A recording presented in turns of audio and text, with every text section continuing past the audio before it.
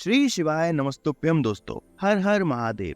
दोस्तों, जैसे कि आप सबको पता ही है कि सावन के कितने पवित्र दिन चल रहे हैं और कल यानी 7 अगस्त को सावन का बहुत ही विशेष सोमवार है। ये सावन का 5वां सोमवार है और इस दिन सप्तमी पड़ रही है। तो इस दिन सावन के सोमवार सप्तमी का एक बहुत ही विशेष संयोग बन रहा है। ये कई सालों बाद ऐसा महासंयोग बन रहा है दोस्तों। और इस दिन अगर आप पूज्य गुरुजी द्वारा बताया गया यह विशेष उपाय कर लेते हैं तो पूज्य गुरुजी कहते हैं कि आपके जीवन से कलेश, जो भी आपके घर में कलेश हो रहा हो, लड़ाई झगड़ा हो रहा हो, बच्चे बात नहीं मान रहे हो, गलत डायरेक्शन में जा रहे हो, या किसी भी कारण से पति पत्नी में अनबन बनी रहती हो, शादी टूटने की स्थिति आ गई हो, तो ये उपाय आपके लिए है। देखिए, पूज्य गुरुजी ने जैसा उपाय बताया है वैसा ही सुनकर समझकर आपको सरल शब्दों में बताने का पूरा प्रयास करूंगा, तो ये वीडियो आप अंत तक जरूर देखिएगा। तो चलिए जानते हैं कि इस विशेष उपाय में क्या क्या जरूरत पड़ेगी, कैसे आपको करना है, क्या सामग्री है।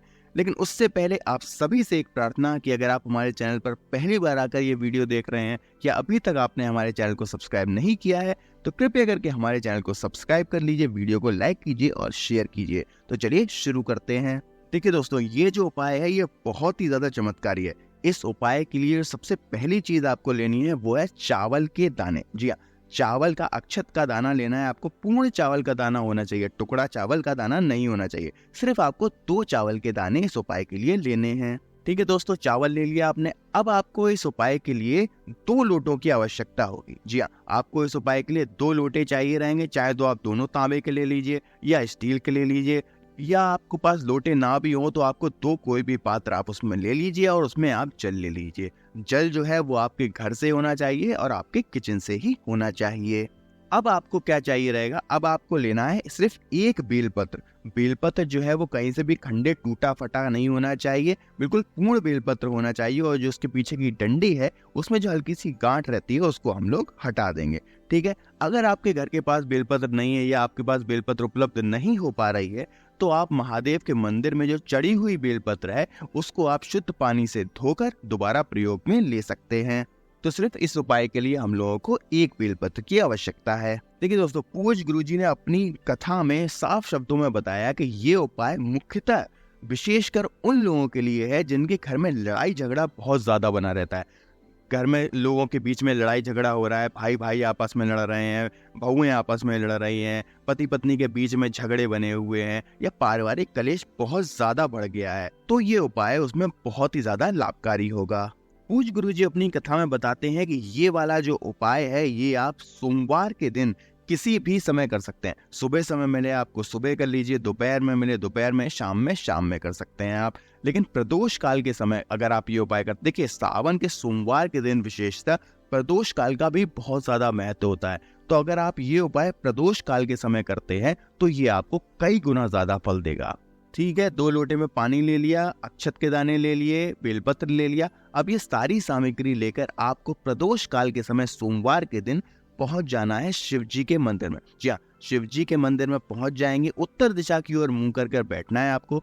अगर नहीं बैठ सकते तो आप किसी भी दिशा में ये उपाय कर सकते हैं। ठीक है, उत्तर दिशा की ओर मुंह करके बैठ गए आप। कि दोस्तों, सबसे पहले आपको क्या करना है, आप जो बेलपत्र लेकर आए हो उस बेलपत्र को आपको शिवलिंग के ऊपर अर्पित करना है। जी हाँ, शिवलिंग के ऊपर कैसे अर्पित करेंगे, जो बेलपत्र का चिकना वाला भाग है वो शिवलिंग को छूना चाहिए और जो उसके पीछे की डंडी है वो जलाधारी की तरफ होना चाहिए। जिस तरफ से जल बहता है उस तरफ वो डंडी होनी चाहिए। उसको हम लोग अर्पित कर देंगे और हम लोग को श्री शिवाय नमस्तुभ्यम या हर हर महादेव का स्मरण करना है।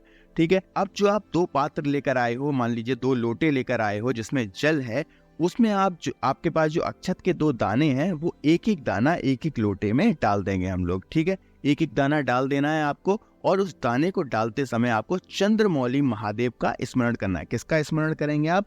चंद्रमौली महादेव का स्मरण करना है। अब ये दोनों लोटे आपको एक हाथ में ले लेने हैं जिसमें आपने अक्षत का दाना डाल रखा है और चंद्रमौली भगवान का ही स्मरण करते हुए आपको ये बेलपत्र जहां आपने चढ़ाया था ना, उसी बेलपत्र के ऊपर आपको धीरे धीरे दोनों लोटों का जल एक साथ अर्पित करना है।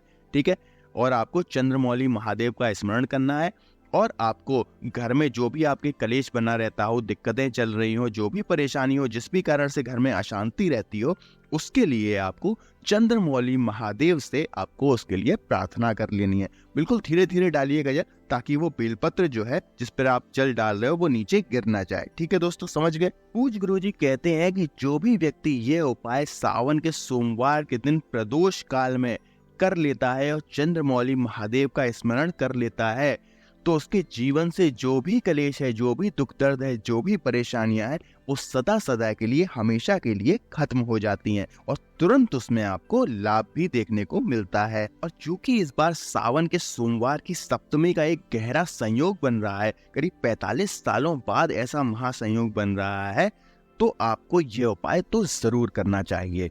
ठीक है दोस्तों, तो ये तो था सावन के सोमवार का एक बहुत ही सुंदर सा उपाय जो पूज्य गुरुजी ने अपनी कथा में बताया था।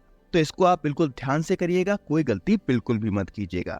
तो दोस्तों, अगर आपको ये वीडियो अच्छी लगी हो और ये उपाय आपको पसंद आया हो तो आप हमारी वीडियो को लाइक कीजिए, कमेंट कीजिए, शेयर कीजिए और हमारे चैनल को सब्सक्राइब जरूर कीजिए। तो चलिए मिलते हैं अगली वीडियो के साथ, तब तक के लिए श्री शिवाय नमस्तुभ्यम।